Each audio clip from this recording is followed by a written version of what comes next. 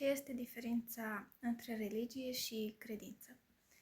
Dumnezeu, de la început, cum și-a zis pastor Stanislav, Dumnezeu a pus foarte mult efort ca oamenii să fie mântuiți și de aceea și-a trimis pe Fiul lui, pe Iisus, ca oricine crede în El să nu piare, ci să aibă viața veșnică.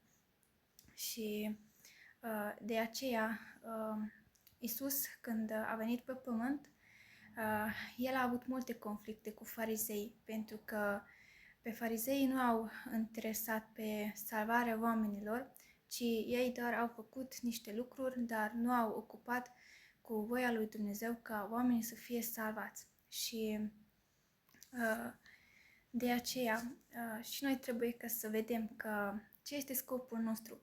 Scopul nostru este ca oamenii să fie salvați sau suntem în religie, că facem niște lucruri, dar nu interesează pe noi că ce va fi cu oamenii, că vor fi salvați sau nu. Pentru că este scris că oricine crede în inima lui că Iisus este Domnul și mărturisește cu gura lui și va chema pe Domnul, va fi mântuit. Dar cum și-a zis pastor Stanislav, ca să mărturisim înseamnă ca să propovăduim.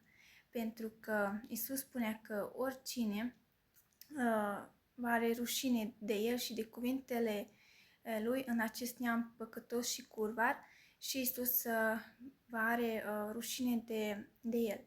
Și de aceea când noi nu propovăduim, ci este rușine, atunci noi depărtăm de voia lui Dumnezeu și atunci vin și probleme în viața noastră, pentru că poporul evreu, ei când au depărtat de voia lui Dumnezeu ca să salvează oamenii, au devenit probleme în viața lor. Și de aceea esența este ca noi suntem în religie, că orice scop este în viața noastră, doar nu este salvarea oamenilor. Sau avem credință care are rezultatul că salvează oamenii și propovăduiește pe Hristos, ca oamenii să audă de Hristos, pentru că Dumnezeu de aceea a trimis pe Fiul lui ca prin El să fie mântuiți oamenii. Dar dacă noi nu propovăduim pe Hristos, atunci ei nu audă cuvântul, nu audă pe Iisus și atunci nu poate ca oamenii să fie mântuiți. Fii binecuvântat!